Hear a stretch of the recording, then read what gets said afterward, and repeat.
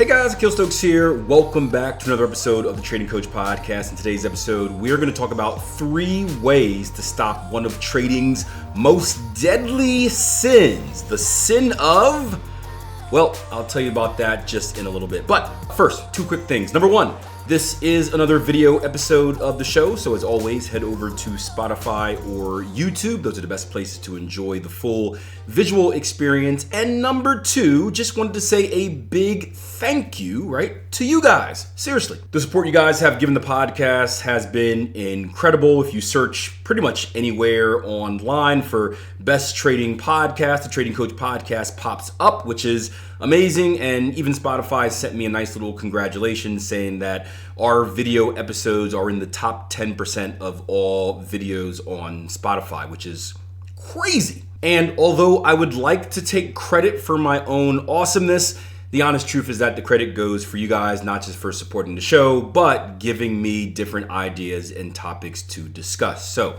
hats off to you guys and cheers to another very successful year of the show that I didn't think would last more than a year, but here we are. All right, so back to that deadly sin that I teased earlier. There are many of them in trading, but the one that I want to talk about today is going to be the deadly sin of revenge trading. But before we dig in, I want to give you guys a proper idea of where this idea came from. This episode actually came from a tweet by a trader named Anna Cooling. Now, if you feel like you've heard that name before, you are not going crazy. Yes, you have, right? Anna Cooling is the author of a book called The Complete Guide to Volume Price Analysis, which is the book that I use to learn about volume, and specifically the one that taught me about the volume profile tool that I use today in my trading. There's a nice little video on YouTube if you want to check it out. Shows what it is, how to install it, and how I use it. The book is right over here as well. And this book is much more than just about the volume profile tool. It's a very easy read, but if you are also interested in learning a very simplified, I guess you can say, explanation of why and how the markets are manipulated by those big players, it's an excellent read for that too. So highly recommend it if you ever get to that point in your trading where this stuff is interesting to you. So what I want to do today is start by sharing her tweet and then elaborate and expand on some of the solutions that she put forward. Now I gotta go find it somewhere, but thanks to the magic of editing, you will barely notice, but you will, because I said I was gonna do it. So Anna's tweet said this: another New Year trading resolution that is notoriously hard to maintain is to stop revenge trading. Let me know if you agree with that or not. I certainly do, as it was very hard at the very beginning of my trading career. She goes on to say, but you can't stop the behavior until you understand the bias that is driving it. Self-serving bias. Think about a successful trade. We feel virtuous, we feel clever, and we congratulate ourselves on our skill. Our ego takes the credit. Now, think about a losing trade. Does the ego take the blame? Rarely. Instead, to protect our bruised ego, we project the anger onto external forces, the manipulated markets, the broker, the unfair price action, etc., etc. Revenge trading is simply the manifestation of this externalized rage. It's an attempt to get even with an enemy that doesn't actually exist. The solution? 1, recognize the bias, understanding that your brain is trying to protect your ego, not your trading account. 2, check the ego, accept that in trading, the ego is a liability. And then 3, internalize responsibility. Once you own the loss, the need for revenge vanishes. So I agree with that 100%. And as I mentioned before, I just want to build upon that and kind of take it deeper to another level. I believe that the more we understand about something, the more equipped we are to start putting together solutions and eventually start battling whatever that problem is. So let's talk about the real problem, right? It's important to understand that the brain, in many cases, can act as a defense mechanism. It does stuff that it thinks is protecting us, even if it isn't always protecting us. And it does this for a few reasons, right? It can do this to reduce anxiety. It can do this to protect self-esteem, to manage different conflicts, to help create or maintain like a stable environment, stability, right? All of this sounds positive. However, again, these protection mechanisms are a double-edged sword, right? When they are used in a good way, it's good, but when they're used in a wrong way, they can be extremely harmful, especially when it comes to trading. So the first step to making a conscious change is recognizing the bias and understanding how it shows up, which leads us into our first point, recognizing the bias, right? She says, your brain is trying to protect your ego, not your account. Your brain is extremely good at rationalizing poor decisions, right? By creating other excuses that sound, to us at least, logical, right? As a coach, I see this all the time in athletics, right? An athlete will blame a bad performance on the referee or the weather conditions or, whatever else is happening out there, right? Everything in the world except for themselves. In trading, we see the same thing. We blame broker, we blame market, we blame news, we blame politics, we blame that person who gave us the trading signal that we blindly followed even though we had no idea why they were actually taking the trade but decided to blindly follow it anyway. We blame them. It's their fault that we took that action for some reason, right? We will blame anything in the world, right, other than our own decisions. Another common defense mechanism is going to be denial. This is going to be the refusal to accept the reality or the refusal to accept pain. A real world example would be an addict, like a drug addict, for example, right? They claim they are not addicted and they can stop whenever they want, but we know the truth, right? And before they can make any significant change, they have to accept that they are at fault and that change needs to occur. In trading, this shows up when a trader refuses to accept a losing trade and moves their stops to avoid the inevitable, right? Stop loss equals pain for some reason. And in order to avoid pain, we just simply have to move our stop and that pain will never come, even though it comes later at a greater rate. This one also goes hand in hand with something called repression, right? Again, let's say that you move your stop and you take a much bigger loss than you initially planned and you feel that emotional punch, ouch, right? Instead of deciding to learn from it and saying, oh, I made a mistake, that was dumb, it cost me a lot, let me not do that again, which is perfectly fine. As traders, our learning curve is all about making mistakes, and as we spoke about, 2 podcasts ago in the year-end review, the idea is to identify what those mistakes are and just slowly start removing them from your, hopefully not daily routine, but removing them from your trading, and that's how you become a consistently profitable trader, addition by subtraction pretty much. But for those who decide to repress instead of accept, well, you kind of act like that experience never happened, and if it never happened, then there's nothing to learn from. If you never learn from it, you never improve, and if you never improve, you're in the same place you were before now. Speaking of which, because it is the beginning of the new year and we have a lot of traders all excited and motivated about making a change, I would tell you guys this, right? If you just say you're going to do something in 2026 and you don't actually do anything of significant change in 2026, you are going to end 2026 the same way you ended 2025, and you're just going to repeat the process and spin on that hamster wheel forever. So if you are interested in making any type of relevant change in your trading and you're serious about doing so, here's what I recommend. Check out our website, www.tier1trading.com.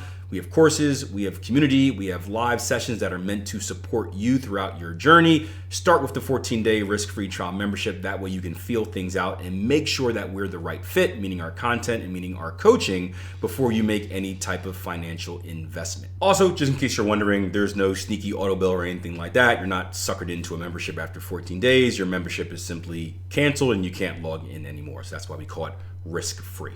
Now, the next one is a tough word for me, and I was trying to find an alternative word because I know I'm going to stumble over it and mess it up, but intellectualization, it's intellectual, right? But with ization at the end, intellectualization, I hope that's right.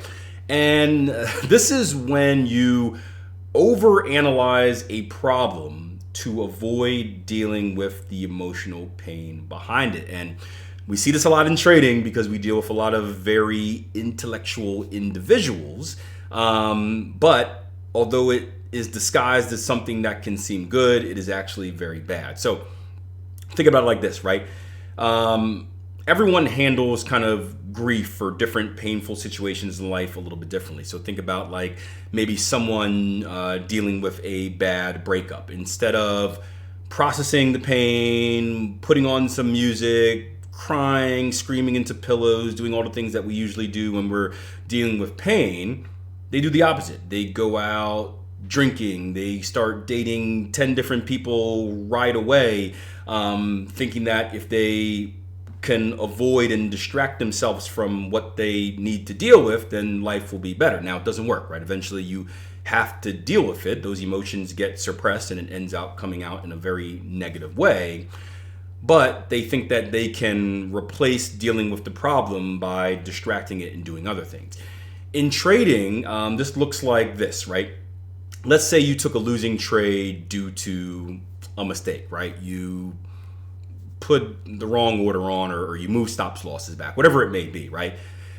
Normally, you would want to own it. You would say, oh man, I made a mistake. It cost me money. Write it down. I won't do that again. Bad kill, right? Instead of owning it, what you do is you go back historically. You say, no, I wasn't wrong. I didn't make a mistake. You go back, you test like 1,000 trades, right, with making the mistake of what you did, and you try to justify that mistake with data. You see, like, again, the point is you never should have taken the action. Whatever the action you took was wrong because it wasn't in your trading plan.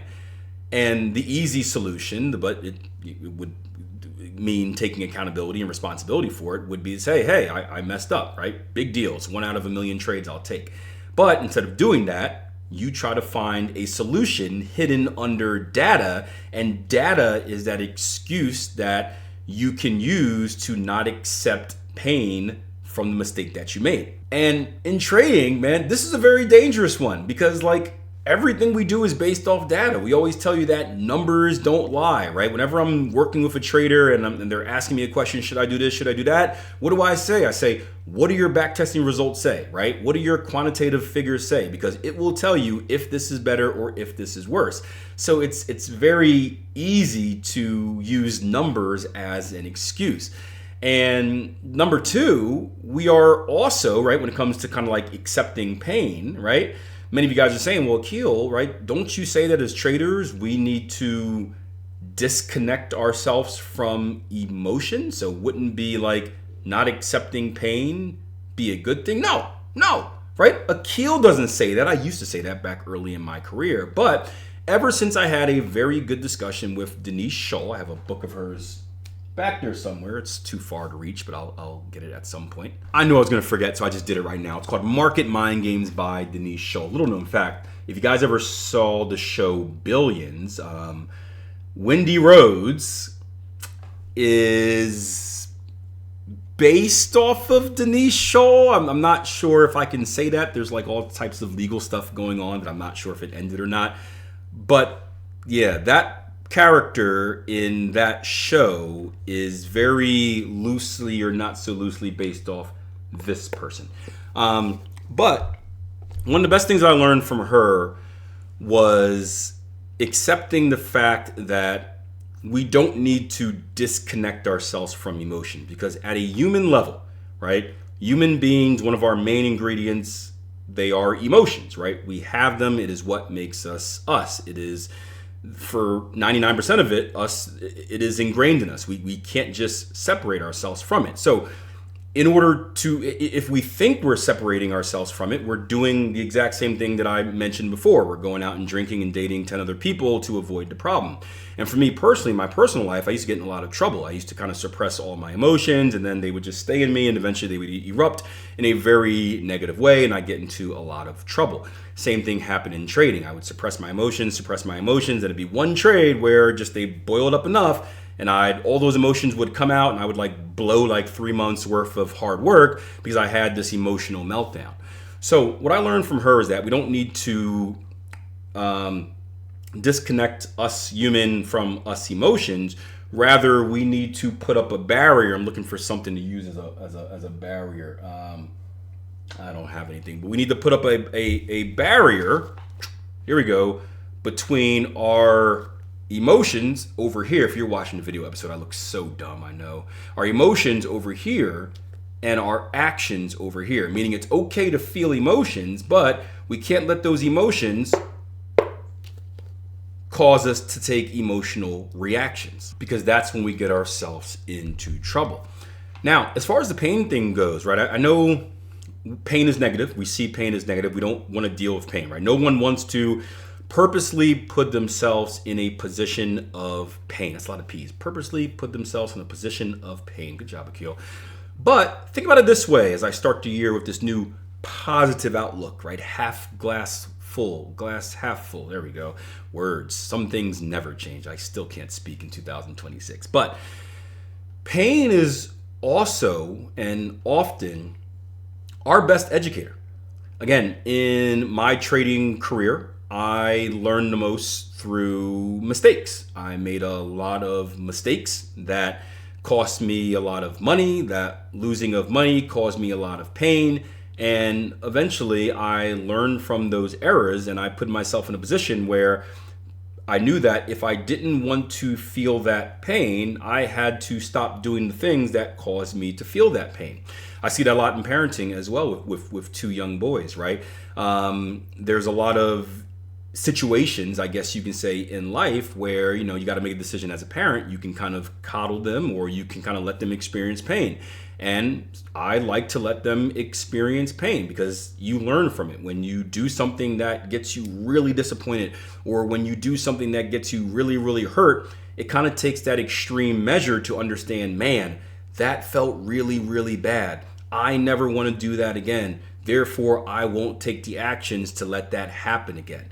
So although pain can be seen as a negative, and that's why we want to avoid it and not accept it, I like to think of pain as a positive because it can tend to be the biggest turning point in your career. Speaking of turning points, I always tell you the turning point in my trading career was when I did the A/B split test and I listed mistakes and I found out all the dumb stuff I was doing and I decided to fix them.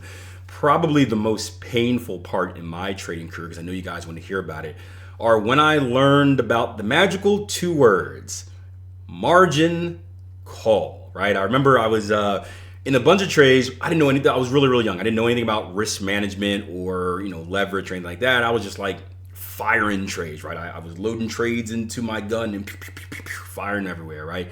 And I remember this is when I worked during the day, right? So I was trading, and then I would go to like my 9 to 5, whatever like that, or 8 to 4, whatever it was. And then I would come back home and look at my trades. I didn't have any stop losses on or anything like that. So I placed all these trades in the morning, put my jacket on, right, headed out the door, got to work, right, little observations in at work. And I get home and I see like all my trades are removed. And I'm like, yeah, man, I must have made all that money. Everything won. Because again, I didn't have stop losses on, right? So my trade would only be gone if I won money. So I'm doing the money dance. I'm happy. Ooh, I'm thinking about all the stuff I'm gonna buy. And I look at my my broker statement and I'm like, holy, why am I down that much money, right? And then I see on my screen, right, it was hidden under all this other stuff. It was a little, tab thing that came up that said, you have hit margin call. And I'm like, ooh, wow. That must be great, man. I made so much money that they can't even afford to give it to me, right? Like in a casino, if you win enough money in a casino, they don't always give it to you at once. Sometimes they gotta work out a deal to give it to you. So I start getting on the Googler, right? Googling margin call. Oh no. Oh. And that's how I learned about margin call. And that was a very painful part. But guess what? That was the very last time that I ever placed a trade without a stop loss. Now, I still moved stop losses a lot, right? And did a lot of other dumb stuff. But that was probably the most painful part in my trading career. Not just because I lost a lot of money, but I went from that emotional high of thinking I made so much money, because some of those trades ended up winning. But I didn't realize I hit margin call before that ever happened. So it was, right, crushed me. All right, so let's go to the next topic. Ego, right? In trading, ego is a liability. Now, personally, I am all about confidence. I mean, look at me. Handsome, jacked, funny, top 10% of video podcasts on Spotify. Why shouldn't I be confident, baby? But couldn't even say that with a straight face. So I'm all about confidence, and I believe that you need confidence to succeed at anything because your actions will mirror that confidence. If you are confident in something or yourself, you tend to do the right things. If you're not confident, you tend to not do the right things or hesitate. And when you hesitate in trading, you're done. But it's important that we don't confuse confidence with ego because there is a big difference. The simplified version of it is this. Confidence is internal and quiet. Ego is external and loud. You see, ego craves validation. Ego craves approval. And because of that, that's why it's very hard to accept losing trades. Now, in reality, we all know losses are completely normal. No trader has a 100% win rate. And if you were to check your own back testing, I guarantee that you would see that you don't have a 100% win rate either. You lose trades, and you probably lose trades at a pretty good rate. Boom, reality check. But for those ego-based traders, a loss feels personal. It feels like an attack on their identity. Accepting a loss feels like they are admitting to themselves that they aren't good enough. Now, if this sounds like you, it doesn't mean that you're a bad trader. It just means that you need to recognize that your ego is hurting you and start making a shift towards being that quiet, confident type instead. Now, the third one is internalized responsibility. Once you own the loss, the need for revenge disappears. Now, I can't remember the name of the show to save my life. If this sounds familiar, type it in the comment section below because this is going to bother me for a while. But this always reminds me of one of those horror shows where like the people are dreaming and they're getting attacked in their dream, and they always, the solution to it is like you just have to say it's not real. And once you accept that like it is not real, then like the demon goes away. The show Ghost, I think it was Ghost, yeah. Anyway, in trading, it's the same thing, right? Once we own and accept it, that need for revenge seems to go away. Remember, yes, losses are normal. Yes, losses should be expected. But let's be honest, they still do hurt. So how do we go about managing this pain? Well, it starts with having the proper expectations. Let me ask you this. Why would you assume, right? Because we do this all the time, right? When you enter a trade, why do we assume that this trade is going to win? Seriously, like, do we have any reason to assume that this trade, out of all the trades we're going to take throughout the year, has to be a winner? Do we actually know it, or are we just hoping? I remember a long time ago when I was a newer trader and I was having these wild emotional swings over getting happy over wins and happy over losses and getting frustrated when things that should win didn't win. I remember a veteran trader told me this. He said, Akil, come here, understand this. The market can do whatever the F it wants whenever it wants to effing do it. And he is 100% right. So again, why would I assume that just because I decide to enter a trade that suddenly the market has to follow my prediction and do what I want it to do? I have no reason for it. That's why I've adopted what's called the poker mindset. And I wish I had a better name for it, but I'm literally thinking of it right now. So that's what it's going to be called. Now, despite me not being a poker player myself, there are a lot of similarities between poker and trading, right? If you guys didn't hear it, we did a good podcast on game theory and sunk cost fallacy, which is directly related to poker and trading, which is a really cool listen or watch if you get a chance. But just like in trading, in poker, we never know the outcome. We get cards, the other players get cards, we know what we have. We can have an idea of if our hand is strong or weak, and maybe that tells us a little bit about our odds, but we have no idea what she has. We have no idea what they have. We have no idea what he has, right? We just don't know the full story. We don't know with certainty. With that being said, if you want to play the game, if you want to give yourself a chance at winning, you have to place a bet. This is similar to trading, right? You can't have a winning trade if you don't involve yourself in the trade. And when you involve yourself in the trade, it costs money to put yourself in that position to have a chance at winning. So whether it's poker or whether it's trading, the fact of the matter is, in order to play, we are pushing money into the middle of the table. So what I tell myself when I do this, when I push chips into the middle of the table or throw coins at my computer screen, right, is that this is the cost of playing the game, or this is the cost of giving myself an opportunity to win.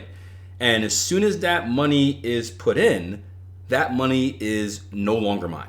Now, some of you guys may think of this as being crazy, but remember this: if you are using proper risk management, should you be trading an amount that you're not comfortable losing? Probably not. If you're ever in a trade, right, and you're like, oh my gosh, I can't lose that much, ask yourself this question: why did you get involved in the first place? You knew, or you should know, exactly how much is at risk before you ever enter the trade. Meaning you should be telling yourself, hey, if this trade loses, I will lose this amount. If you are not comfortable with that amount, then you never should have been involved in the trade in the first place. So not only do we need to be comfortable with the potential to lose, right, ego-wise, but we need to be comfortable with the potential to lose said amount, and we should be okay with that. So when I push chips in or throw coins at computer, I know my risk, and what I do is I tell myself, hey, I am comfortable losing, and I am comfortable losing this amount of money. So what I'm doing is I'm pretty much making peace, right? I am by nature pessimistic. I'm not really negative, but I always prepare for the worst, right? I don't know if it's the paranoia, but I'm one of those guys that, like, you know, when we go out to a restaurant with the family, I sit. I never sit facing the wall. I sit so I can see everything. I'm always game planning, like, hey, if this were to happen, where are my outs? There's an exit. There's an exit. There's an exit. There's a knife. What can I use as a weapon? Like, I just overplan. I plan for the worst. And what that does is it makes me mentally prepared if the worst were going to happen. I think it's a football thing, right? In football, not to get too off track here, but in football, you get different plays, right? So I was a wide receiver. So when I'm lined up at the line of scrimmage, right, I have pretty much 3 different options I can do based on what I read. So I line up and I look at the cornerback in front of me. I look at the safety over there. I look at the linebackers, and based on what they're doing, I have to figure out, should I do option A, option B, or option C? The quarterback is doing the same thing. So it's this weird little thing that we both have to do within like 10 seconds. So in my brain, what I'm doing is I'm running through each scenario, kind of like Dr. Doom and Avengers going through all the ways to defeat Thanos. And I'm telling myself, okay, if then, if then, if then. Ooh, it's really, really trading related now that I think about it. I'm going through an if-then process, right? If this cornerback, right, backpedals straight backwards, then I do this. If that cornerback opens up his hips, then I do that. If that safety inches forward, then I run this. If that linebacker drops back, then I cut it short and do this, right? It's pretty cool. I've never actually thought about this before, but it's pretty cool. Anyway, the point is, we're doing all this planning beforehand, and in doing that planning, going back to throwing money at computers, right, I am accepting my fate already, and I'm telling myself, hey, if this trade loses, I'm okay with it. If it wins, that's a good scenario. And what this acceptance does is it stops the emotions from escalating, and it stops those emotions, right, that, you know, the brick wall we should have up, it stops those emotions from turning into bad actions. Because what happens is this: if I go into a trade, I'm like, oh, this is the perfect trade, it must win, it has to win, right? I'm getting all excited, I'm getting all pumped. I'm like the margin call, right, where I'm at this emotional high, and then all of a sudden it loses, right? I've been snatched from this emotional high and dragged down to an emotional low. And now, like, I'm spiraling out of control, and I got to do something. I got to get revenge, right? And that's when I go into the revenge trading. But if I accept the fact that, hey, I'm in a trade, this might lose, probably will lose. If I lose, I lose this much. Instead of allowing myself to get to this emotional high because of unrealistic expectations, I'm emotionally neutral, where I'm like, or even emotionally down, to be honest with you. I'm just here. So now all of a sudden, if the trade loses, instead of having this roller coaster ride of I'm from here all the way to here and I'm going crazy, I'm from here and I'm like, okay, whatever. And that little bit just stops me from getting over emotional and stops me from, right, this divider stops me from going through this with enough steam to cause an emotional reaction. So I hit the wall and I go back to my next trade. So in conclusion, right, if you want to dramatically reduce your chances of revenge trading, focus on the three things that I just mentioned, or the three things that Denise Scholl mentioned, or not Denise Scholl, excuse me, Anna Cooley mentioned, right? One, recognize the bias, right? Understand where you fit in the list of things that I mentioned above. Two, accept that ego is a liability. Yes, we mistake ego for confidence. We want to be confident as traders, but we don't want to be egotistical as traders. So I'm not saying don't be confident. We need confidence as traders. Please believe it. If you don't have confidence, you won't enter a trade at all, and that's a whole different story. But don't look to validate yourself by outside things. Use internal validation, right? And then three, right? Trade with the right mindset.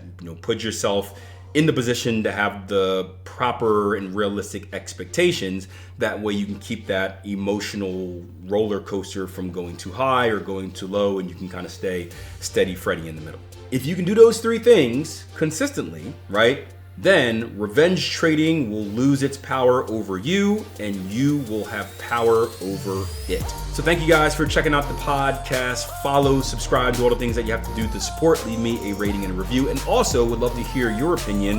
What do you do to stop yourself from revenge trading? Do you have a tip? Do you have a tactic? If so, please share it below. I'll pin a comment asking it. That way we can get some input from our traders and we can help other people with other opinions. All right, until next time, plan your trade, trade your plan. Take care.